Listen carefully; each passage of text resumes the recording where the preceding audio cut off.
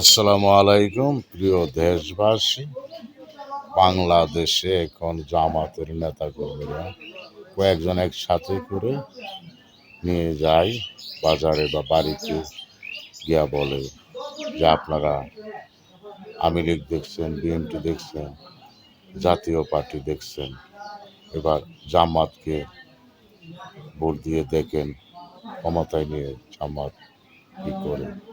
তোমাদেরকে দেখার বাকি আছে, অনেক দেখেছে ৭১-এ, এ পর্যন্ত দেখতে আসছে। আমি বলি কি, দেশের জনগণ গরুর চোর পিটাইছে, হিন্দির চোর পিটাইছে, ডাকাত পিটাইছে।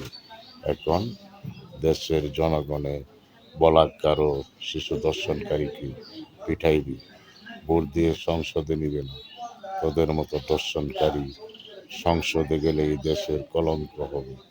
তোরা ৭১-এর শত্রু, বাংলাদেশের স্বাধীনতার শত্রু।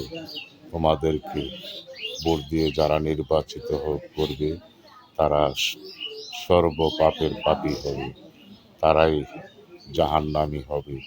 ওদেরকে ভোট দিলে, দাঁড়িপাল্লায় ভোট দিলে যারা, তারাই সর্বোচ্চ সর্বনিম্ন জাহান্নামে যাবে তারা।